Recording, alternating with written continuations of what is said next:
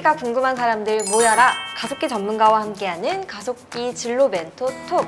저는 오늘 진행을 맡은 한국기초과학지원연구원 과학문화팀의 차시윤입니다. 반갑습니다. 네, 오늘은 가속기가 대체 무엇인지, 가속기와 관련된 어떤 직업이 있는지 알아보기 위해 기초과학연구원 중이온 가속기 건설 구축 사업단의 권영관 부단장님을 모셨습니다.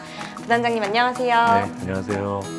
먼저 간단하게 자기소개부터 부탁드리겠습니다. 네, 안녕하십니까. 저는 기초과학연구원 중이온 가속기 건설구축 사업단에서 한국형 중이온 가속기 건설구축 사업을 하고 있는 권영관이라고 합니다. 반갑습니다.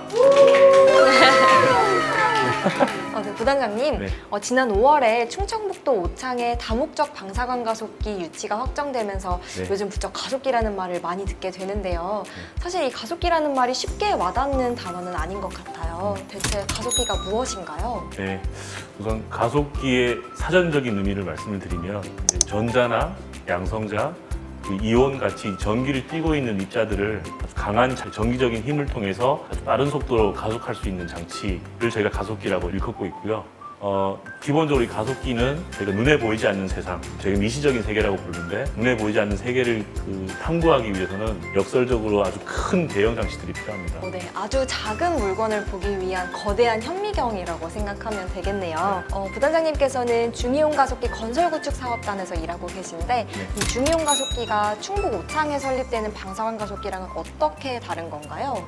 가속기는 그 가속하는 대상 또는 가속기의 원리 이런 것들에 따라서 저희가 종류를 나눌 수가 있는데, 기본적으로 방사관 가속기는 전자를 가속하는 전자가속기, 전자를 가속해서 그 전자의 운동의 접선 방향으로 나오는 빛을 이용하는, 그래서 방사광이라고 부르고요. 중이온 가속기 같으면 그 단어 뜻대로 무거운 이온을 가속하는 장치인데, 저희가 원리적으로는 지구상에서 가장 무거운 원소인 우라늄까지 가속을 할 수 있는 장치입니다.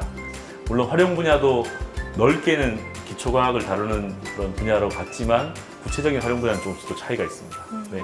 네, 그럼 이런 중이온 가속기나 방사관 가속기가 우리 실생활에는 어떻게 적용이 될 수 있고 또 어떤 영향을 미칠 수가 있을까요? 네, 가속기 자체에 대해서 좀 생소하실 수가 있는데, 사실 실생활 속에서 가속기를 많이 볼 수가 있습니다. 우리가 모르는 사이에 사실 가속기가 되게 우리 생활에 가까이 있다고 말씀드릴 수 있을 것 같은데, 지금은 없지만 예전 같으면 브라운관이라고 D가 불룩한 TV가 있었습니다. 사실 그 안에도 전자가속기가 들어가 있고요. 그런 것들이 저희 실생활에 있는 가속기라고 보시면 될 것 같고요. 중이온 가속기나 방사관 가속기는 사실은 넓은 과학을 연구하기 위한 대형 시설이기 때문에 사실 실생활과 직접적으로 연결시키기는 쉽지 않을 것 같습니다. 코로나 때문에 저희가 백신도 개발해야 되고 치료제도 개발해야 되는 바이러스나 단백질이나 이런 연구들이 방사관 가속기로 할 수가 있고요. 또는 중이온 가속기 같으면 사실은 새로운 원소를 발견할 수도 있습니다. 조금 어떻게 보면 철학적일 수도 있지만, 넓게 보면은 사실 우리가 살고 있는 이 생활과 다 관련이 있다 보시면 될 것 같습니다. 네, 사실 방사관 가속기가 구축된다고 했을 때 오창뿐만 아니라 여러 지역에서 정말 뜨거운 유치전이 펼쳐졌었잖아요.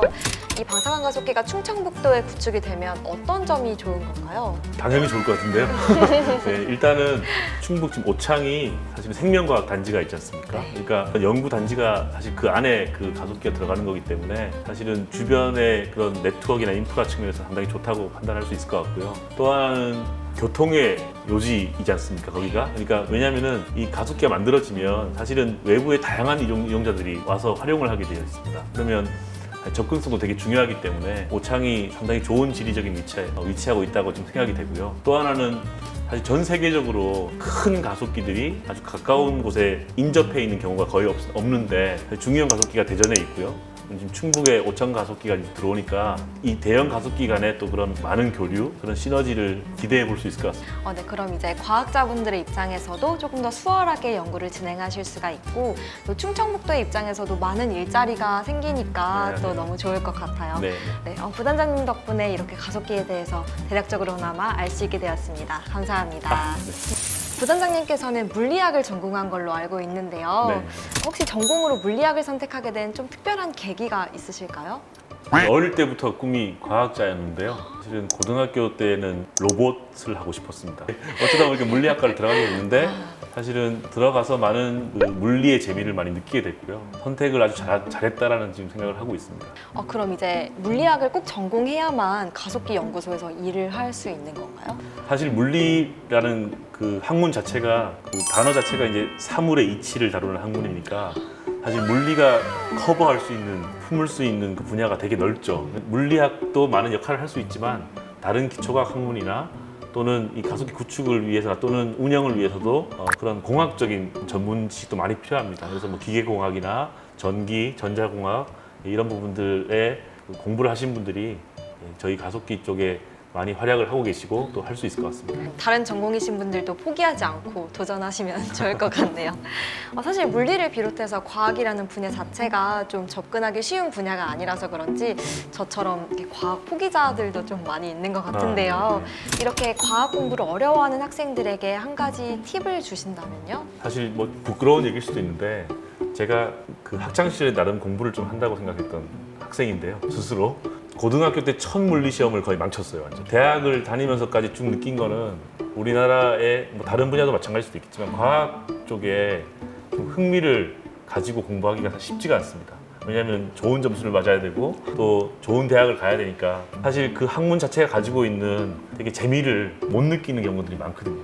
그러니까 저도 대학하고 대학원 이렇게 다니면서 사실은 그냥 암기식 공부가 아니라 실제로 문제 하나를 푸는데 되게 재미를 느끼면서 그렇게 공부를 했습니다. 근데 그러다 보니까 사실 재미있게 하는 거를 이길 수는 없거든요. 어떤 일이든 간에 재미를 느끼면 그 일은 잘할 수밖에 없고요. 지금 학생들도 사실은 공부하는 게 힘들겠지만 그 안에서 많은 책들을 읽고 또 많은 경험들을 쌓으면서 그 하나하나의 문제를 풀어가는 과정을 좀 재미를 느끼면서 했으면 좋겠습니다. 물론 쉬운 일은 아닐 것 같은데 네, 재미를 느껴야 이렇게 전문가가 될 수 있다는 점. 그럼 혹시 이제 부단장님께서도 가속기 연구자가 되려고 이제 준비하시는 과정에서 어려움이 있진 않으셨는지 또 어떻게 극복하셨는지도 궁금합니다. 가장 어려웠던 게 이제 국내에는 이런 기초과학 연구를 위한 가속기 시설이 많지가 않습니다. 거의 없는 상황이었고요. 제가 이제 대학원 다닐 때 학위과정 할 때 주로 실험을 하기 위해서 1년에 몇 달씩 외국에 나가서 해외에 있는 시설을 이용해서 사실은 연구를 하고 그 연구 결과를 가지고 논문을 쓰고 그걸 거의 한 10년 가까이 했는데요. 다른 나라에 가서 눈치 보면서 그것도 빔타임을 제가 얻기도 쉽지 않거든요. 실험하기 위한 시간을. 그런 것들을 해나가는 과정이 좀 힘들었습니다. 어려웠는데 그러던 와중에 이제 이 중요한 가속기가 구축이 된다라는 계획이 딱 되면서부터 이제 우리도 좀 우리 꿈을 펼칠 수 있는 좋은 시설이 생기는구나. 우리 그때부터는 힘든 거 모르고 일하고 있습니다. 너무 대단하세요. 아닙니다. 네. 저도 지금이라도 좀 노력하면 이렇게 가속기 시설에서 연구할 수 있는 그런 연구자가 될 수 있을까요? 그럼요. 네. 마지막으로 이제 이 영상을 보고 가속기 연구자를 꿈꾸게 되는 친구들이 있을 것 같아요. 네. 미래의 가속기 전문가들에게 격려의 말씀을 한 말씀 해주신다면요? 네. 사실은 가속기는 이런 대형 가속기는 특히 한번 구축을 하면 한 30년, 50년씩 사용을 합니다. 그러니까 되게 수명이 길다고 할 수 있죠. 바꿔서 말씀드리면 저희가 구축해 놓은 걸 다른 학생들이 와서 이제 활용하게 되는 그런 상황이 되는 거거든요. 여러 그 학생들이 진로를 많이 고민할 수 있는데 사실은 제가 늘 얘기하는 거는 우리 가속기는 미래 세대를 위한 다목적 운동장입니다.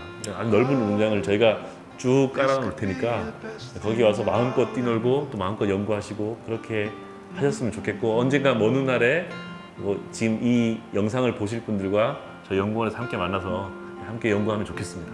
여러분들도 열심히 공부하고 또 노력해서 이렇게 다목적 운동장에서 자유롭게 뛰어노는 과학자가 되길 바라겠습니다. 네, 오늘 이렇게 중이온 가속기 건설구축 사업단의 권영관 부단장님을 모시고 함께 이야기 나눠봤는데요. 여러분들이 가속기가 무엇인지 또 관련된 직업은 어떤 직업이 있는지 조금이나마 알 수 있는 시간이 되었길 바라겠습니다. 지금 이 영상을 보고 있는 친구들 가운데 우리나라 과학기술의 미래를 이끌 가속기 전문가가 나오길 기대하면서 오늘 영상 이렇게 마치겠습니다.